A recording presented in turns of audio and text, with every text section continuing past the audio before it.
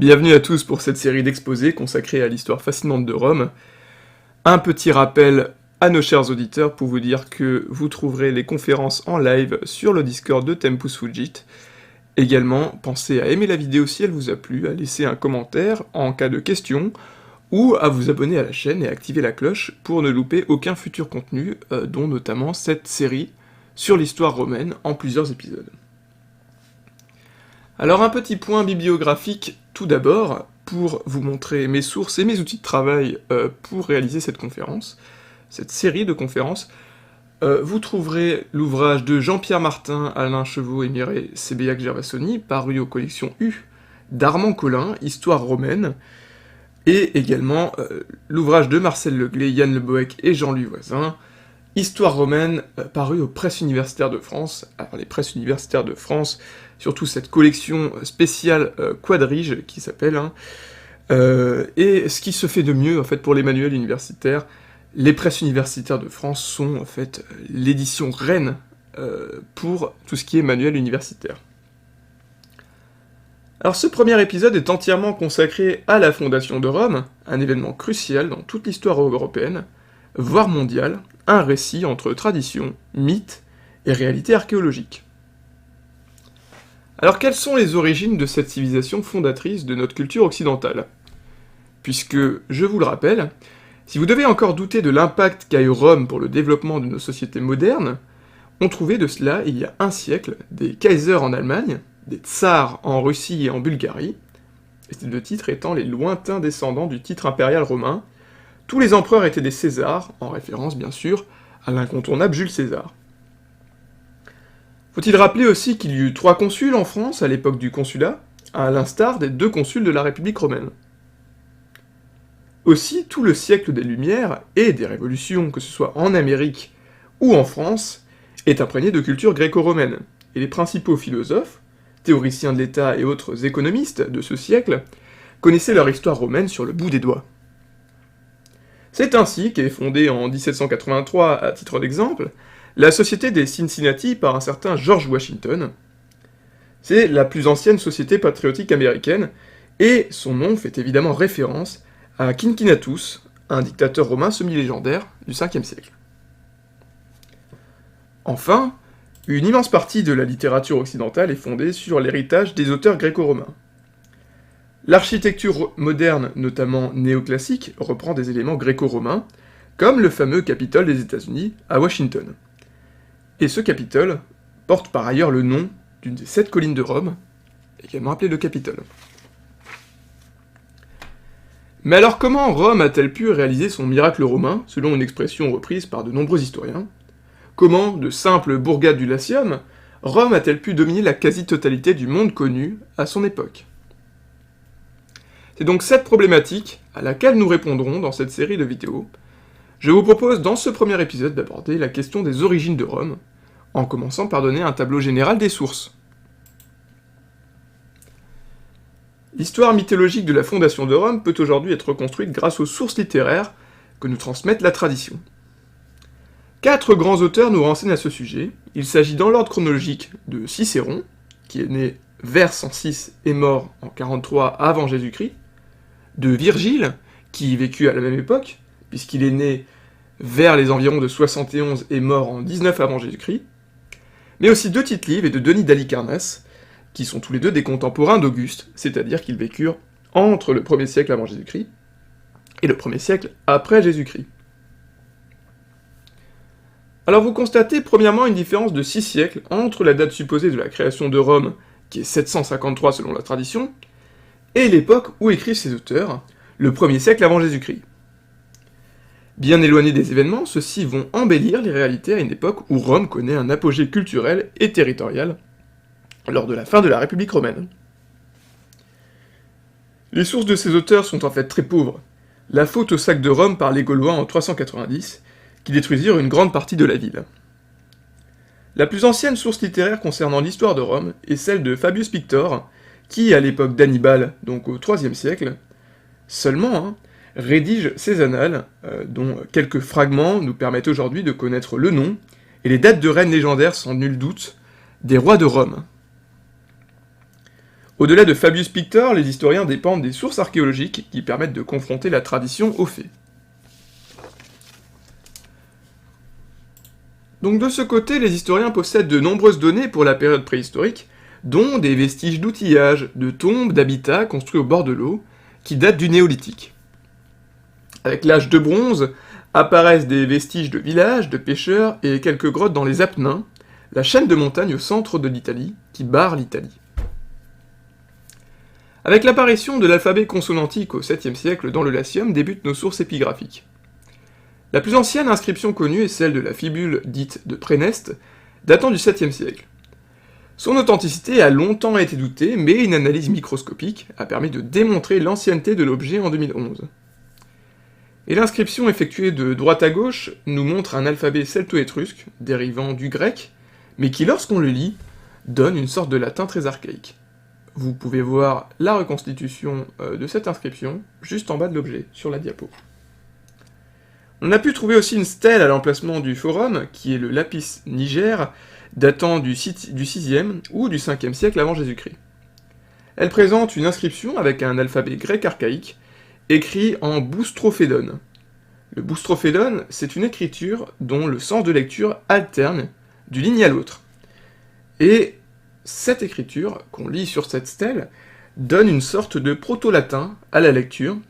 Vous voyez, sa traduction a donné lieu à de nombreuses interprétations, et là, on peut y lire, ici, à cet endroit où je passe mon curseur, le mot de regei, avec un R, un E, un G et un I, regei qui donnera plus tard le mot de roi en latin, rex. Mais c'est à partir du IVe siècle que les sources archéologiques et épigraphiques deviennent plus sûres, et que s'ajoutent aussi les sources numismatiques avec l'apparition des as. Ce sont les monnaies rectangulaires qui servent pour les échanges vers l'époque du milieu de la République romaine. Alors après ce tour des sources, je vous propose une présentation de l'Italie pré-romaine qui se présente au 8e siècle comme une mosaïque de peuples. Parmi eux, les plus importants sont les Étrusques au nord de la péninsule, et les Grecs au sud, dont les cultures ont eu un grand impact sur Rome.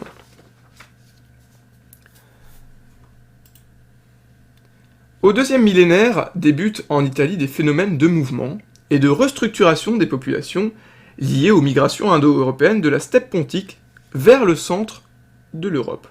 Vous voyez une carte de ces migrations. Le bassin indo-européen se situe au niveau du Caucase actuel, donc dans la steppe pontique, et vous voyez qu'il y a eu plusieurs migrations, dont celle qui nous intéresse au 1er millénaire avant Jésus-Christ en Italie. Donc on identifie en Italie deux groupes de populations. Le substrat pré-indo-européen, composé d'autochtones, parmi lesquels on trouve les Ligures, implantés dans le golfe de Gênes, et les Sicanes en Sicile.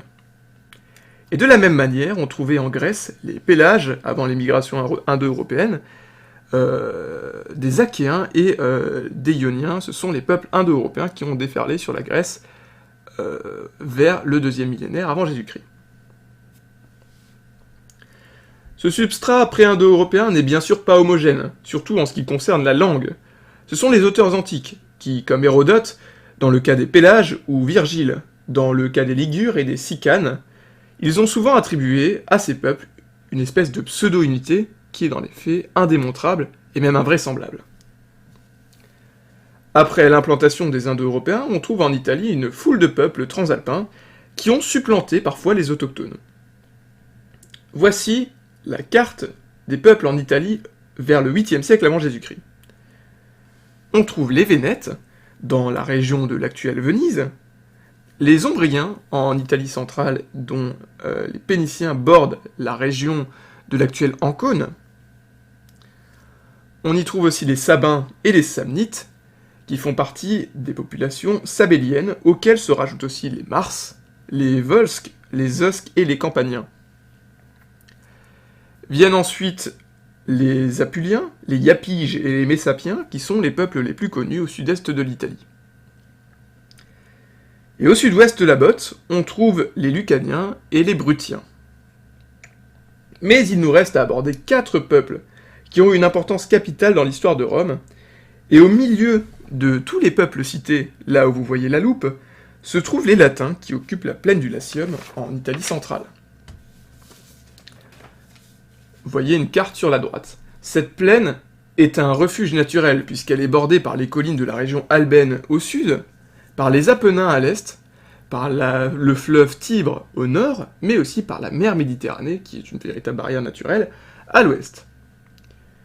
Les fouilles ont révélé que le peuple des Latins était sans doute l'un des plus importants à cette époque, puisqu'on y trouve de nombreuses bourgades, entre le Xe et le 8e siècle avant Jésus-Christ, parmi lesquelles Rome, ici, et Alba Longa, ici, qui apparaît comme la bourgade dominante dans le Latium.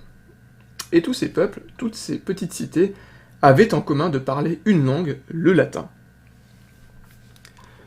Mais au-delà du Tibre, nous trouvons notre deuxième peuple d'importance, les Étrusques. Alors l'origine des Étrusques est sujette à de grands débats, puisque la langue étrusque n'est pas d'origine indo-européenne. Inutile donc de faire le récit des étruscologues. Les Étrusques seraient sans doute un peuple nouveau, produit d'une fusion d'influences culturelles diverses, entre indigènes, peuple italique, pélagien, entre le Xe et le IXe siècle avant Jésus-Christ. Et c'est au 8e siècle que les Étrusques sont solidement implantés en Étrurie, et sont même connus des Grecs qui les désignaient comme les Tyréniens.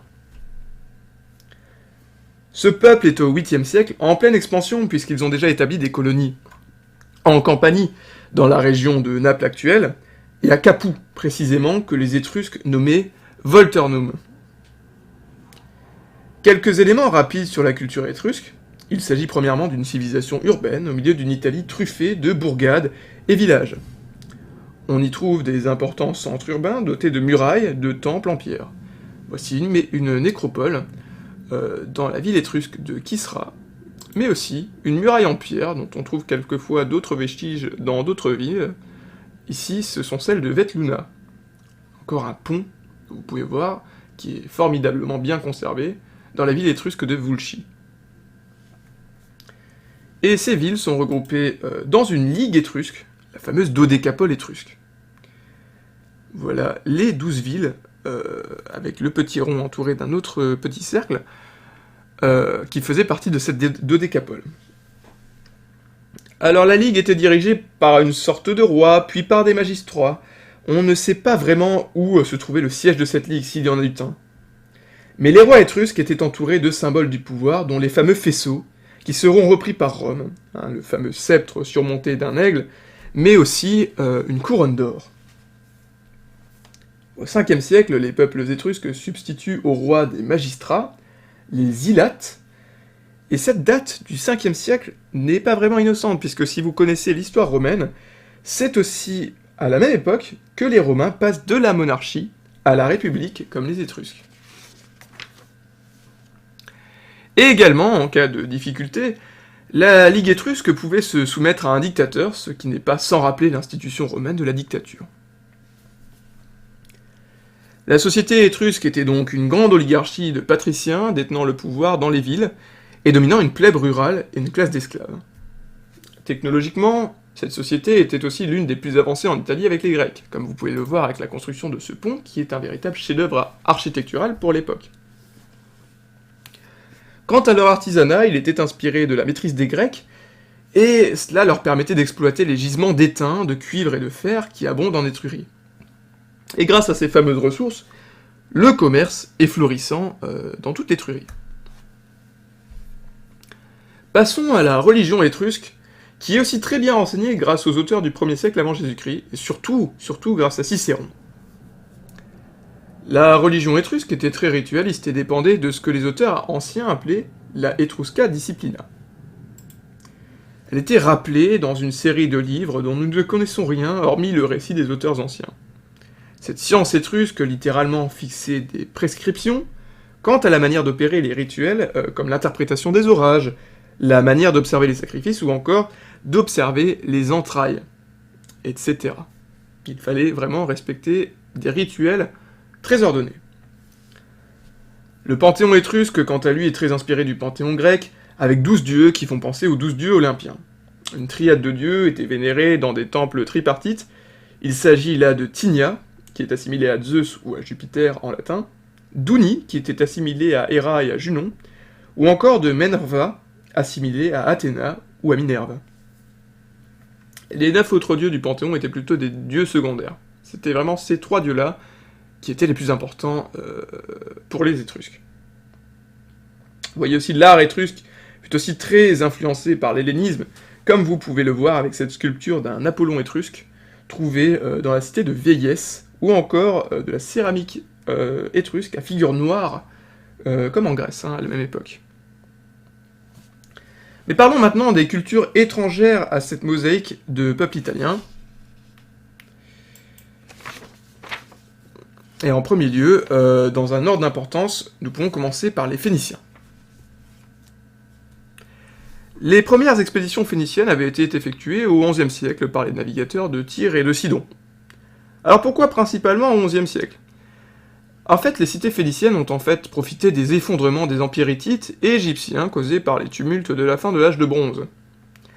Désormais autonomes, ces cités phéniciennes ont formé des comptoirs le long des côtes ibériques, africaines aussi, comme Carthage, Carthage qui est fondée par des colons tyriens en 814, mais aussi en Sardaigne, et en Sicile, dont la proximité relative avec la péninsule italienne a énormément influé les cultures présentes ici. Donc cette proximité géographique avec les Étrusques, elle s'est traduite aussi par la présence en Étrurie de nombreux objets importés de Phénicie. C'est ce qu'on appelle la période orientalisante, qui s'étale du 8e au 7e siècle. Mais surtout, le principal apport des marchands phéniciens aux Étrusques fut l'alphabet. Les Phéniciens ont appris aux Étrusques à écrire, et ces mêmes Étrusques ont appris aux Romains l'écriture. Enfin, dernier peuple à aborder, les Grecs, dont la colonisation antique de l'Occident a été plus tardive que celle des Phéniciens. La fondation de colonies grecques commence au 8e siècle, à la même époque, où sont fondées des colonies sur les rives de la mer Noire et de la mer Égée. Vous le voyez ici sur cette carte, toutes les fondations grecques en rouge, et toutes les fondations phéniciennes en jaune. Vous voyez le nombre de colonies sur les rives de la mer Égée, surtout ces colonies d'Asie mineure, Byzance aussi, que ce soit toutes les colonies sur la mer Noire, et là vous voyez ce qu'on appelle les métropoles, en Grèce propre, donc Mégare, surtout les cités de Chalcis et d'Érétrie en Eubée, mais aussi les cités du Péloponnèse, dont Sparte, Athènes aussi fondera ces colonies. Et ce qui nous intéresse ici, ce n'est non pas d'ailleurs aussi, il faut le citer, les fameuses colonies grecques en Ibérie, mais aussi en Provence actuelle, dont Massilia, fondée par la célèbre Phocée. Mais ce qui nous intéresse donc ici, c'est principalement les cités de Grande Grèce, et vous voyez que les fondations en Grande Grèce sont très nombreuses. Voilà une carte pour détailler toutes ces fondations. Donc chronologiquement, vers 770, des colons grecs d'Érétrie et de Chalcis forment la cité de Pittecus, la première colonie grecque d'Italie. Cette colonie va essaimer pour donner Cume, qui est une véritable plateforme commerciale entre Grecs, Latins, Étrusques et peuples italiques à cette époque.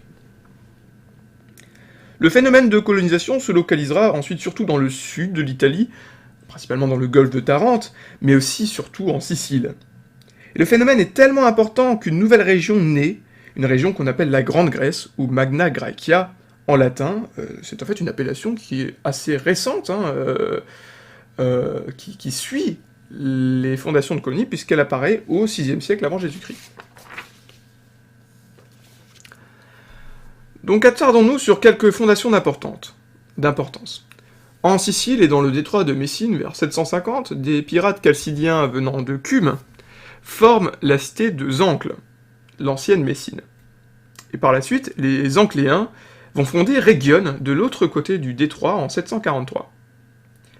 Les Mégariens furent aussi actifs et fondèrent la cité de Megara Iblaea, vers 750, ainsi qu'une autre cité d'importance, Sélinonte. Sélinonte, c'est ici, et Megara Iblaea, c'est un peu plus haut en Sicile.